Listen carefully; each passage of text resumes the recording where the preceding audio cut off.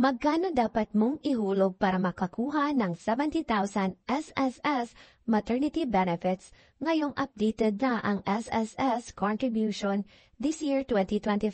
Hi mga Mima, Roda is here and today we're going to talk about how much you need to contribute to SSS to qualify for the 70,000 pesos maternity benefits this year 2025. So kung ikaw ay soon-to-be mom, OFW o self-employed, kasambahay, o empleyado, this vlog is for you. Okay mga Mima, unang tanong. Magkano nga ba ang dapat mong i-contribute para makuha ang 70,000 SSS maternity benefit? Kung ikaw ay voluntary member, non-working spouse, o OFW, ang monthly contribution mo dapat ay 3,000 pesos kung dati ay 2,800 pesos lang. Kung ikaw naman ay self-employed, ang monthly contribution mo ay 3,030 pesos. Kung ikaw ay empleyado o kasambahay, ang contribution mo ay 3,030 pesos, pero ang kaltas lang dapat sa iyong sahod ay 1,000 pesos lang. At ang contribution ng employer mo o amo mo ay dapat 2,030 pesos. So make sure na tama ang iyong hulog sa SSS para pwede natin ma-avail ang 70,000 SSS maternity benefits. Ngayon, alam mo na kung magkano ang dapat mong i-contribute. Next naman ay paano malalaman kung kailan dapat maghulog o mag-contribute sa SSS. May tinatawag tayong SSS maternity qualifying period. Paano ba natin malalaman ang SSS maternity qualifying period? Para malaman ang inyong maternity qualifying period, kailangan mong malaman ang inyong EDD o estimated due date at kailangan mong magbayad ng at least 6 months ng contribution sa loob ng maternity qualifying period. Narito ang listahan ng mga SSS maternity qualifying period base sa iyong estimated due date o EDD. Kung ang estimated due date mo ay January, February, or March, ang qualifying period mo ay mula October 2023 to September 2024. Kung April, May, or June naman ang iyong estimated due date, ang qualifying period mo ay mula January 2024 to December 2024. Kung July, August, or September ang inyong estimated due date or EDD, ang qualifying period mo ay mula April to March 2025. Kung ang EDD mo ay October, November, or December, ang qualifying period mo ay mula July 2024 to June 2025. Mga Mima, may column tayo dito ng late payment. Ano bang ibig sabihin ng late payment? Itong late payment, ibig sabihin, nagbayad ka ng contribution na pasok sa SSS maternity qualifying period, pero nagbayad ka sa buwan na lumagpas na sa maternity qualifying period.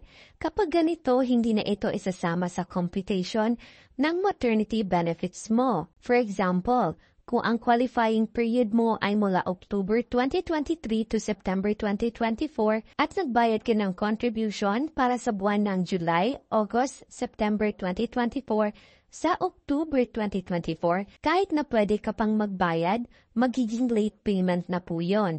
Kaya kapag ganon, hindi na po ito isasama sa computation ng iyong maternity benefits.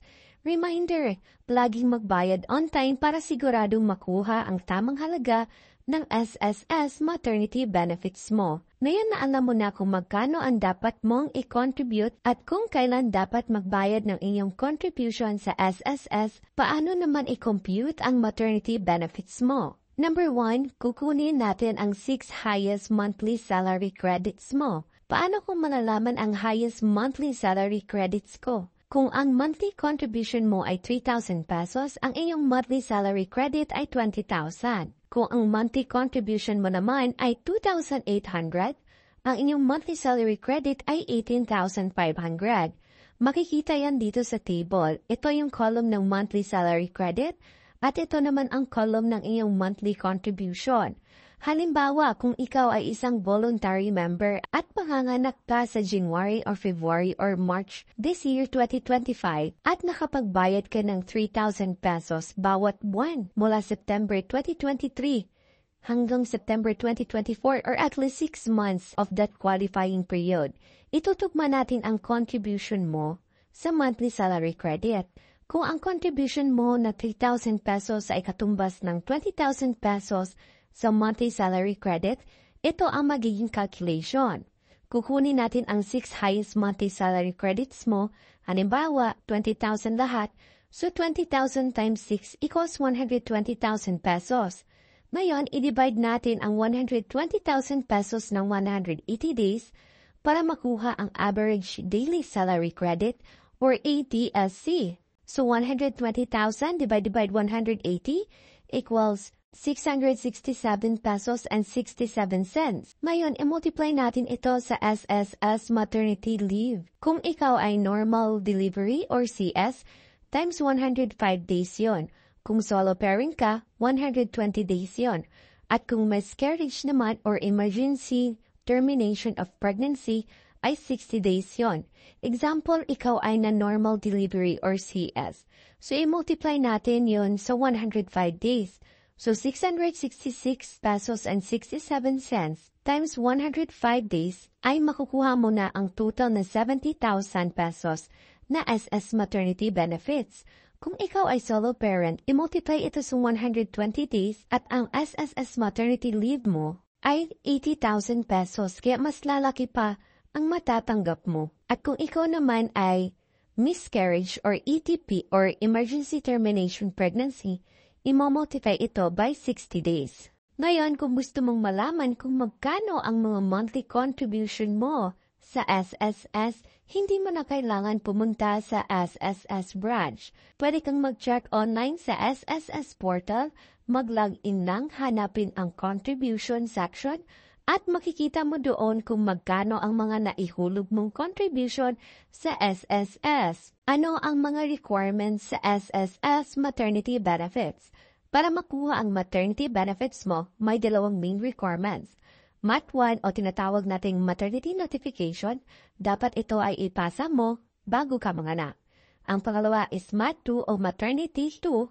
Pagkatapos mong manganak, kailangan mo mag-process ng MAT-2. Kung gusto mong malaman kung paano mag-process ng requirements sa SSS maternity benefits, click the link at the description box or at the upper right corner. Let's dive into the most commonly asked question sa SSS maternity benefit.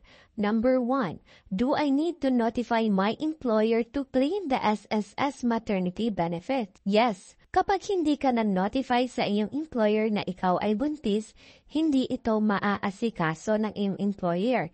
At kapag hindi ito inaasikaso, hindi ka makakatanggap na iyong SSS maternity benefits. Number 2, paano ko malalaman kung inaasikaso na ng employer ko ang SSS maternity benefits? Kung ikaw ay empleyado at gusto mong malaman o mag-verify kung inaasikaso na ng employer mo ang iyong SSS maternity benefits, hindi mo na kailangan pumunta sa SSS branch. Mag-login ka lang sa SSS portal at pumunta sa maternity benefits section at i-check ang maternity notification. Kung nakasubmit na ng maternity 1 ang inyong employer, kung wala kang nakikita na ganito or yung my submitted form, pwede mong ipaalala sa kanila. Magbigay din ng email sa iyong employer or HR dahil kapag nagpasa na ng iyong requirements, magsisend ng email o makakatanggap ka ng email mula sa SSS to inform you na nakapagpasa na kayo ng requirements. Number 3, kailan dapat mag-process ng SSS maternity benefit o kailan mag-file ng SSS maternity benefit? Pwede na kayong mag-asikaso ng iyong SSS maternity benefit once alam mo na ang iyong estimated due date, or make sure na nakapag-process ka ng SSS maternity benefit at least 60 days bago ang iyong estimated due date para hindi ka malate. Next is, how many days is the SSS maternity benefit? So, kung ikaw ay normal or CS, it's 105 days. Kung solo parent ka, 120 days. At kung miscarriage ka naman or emergency termination pregnancy, ito ay 60 days. Next question is, kailan ko matatanggap ang maternity benefits? Kung ikaw ay empleyado, Usually matatanggap mo agad ang iyong SSS maternity benefits after nagpasa ng iyong requirements kasi sa pagkakaalam ko, ang employer ang magbibigay sa iyo niyan at i-reimburse yan ni SSS. Kung ikaw naman ay self-employed, voluntary member, or non-working spouse, mag-antay ng 1 buwan after maipasa lahat ng requirements mo kay SSS. Kapag wala ka pang natatanggap, mag-follow up agad sa pinakamalapit na SSS branch. Another question is, can I avail of the SSS maternity benefit if I am a voluntary member? Yes, you can avail the SSS maternity benefit as long as pasok sa qualifying period ang iyong contribution base sa iyong estimated due date. Next question is, how can I apply for the SSS maternity benefit? To apply SSS maternity benefit, just click the link at the description box. So what if I don't have enough contribution to qualify for maternity benefits? Kailangan may contribute ka ng at least 3 to 6 months. Kapag below 3 months, which is 2 or 1 month lang ang hulog mo sa loob ng qualifying period, ay wala kang matatanggap na maternity benefits mula sa SSS. Pero kung ang hulog mo ay 3 months, 4 months, or 5 months, or 6 months, sa loob ng qualifying period, may matatanggap ka ng SSS maternity benefits. Next is, can I receive maternity benefits if I'm working abroad? Yes, as long as may hulog ka sa inyong qualifying period. Next question is, can I use my maternity leave benefits even if I had miscarriage? Yes, may 60 days po kayo na leave at pwede niyo po itong gamitin. Next question is, can I file for maternity benefit if I have multiple pregnancy or deliveries? Yes, but take note kung twins or triplet or more ang iyong anak, isang maternity benefit lang ang iyong ma-avail. How long will it take to process my maternity claim? 1 month lang. Kapag lumagpas na po ng 1 buwan, mag-follow up na po kayo sa SSS branch to check the status of your application. And the last question is, can I receive the SSS maternity benefits if I have other benefits or leave? Yes, pwede ka pa rin makakatanggap ng ibang other benefits tulad ng sa PhilHealth maternity benefit at iba pa. At yan na nga ang mga details kung paano makuha ang 70,000 or 80,000 pesos SSS maternity benefits ngayong 2025. Sana may natutunan kayo mga mima. Kung may mga questions pa kayo, comment lang sa baba. Don't forget to like, share, and subscribe for more. See you on my next vlog.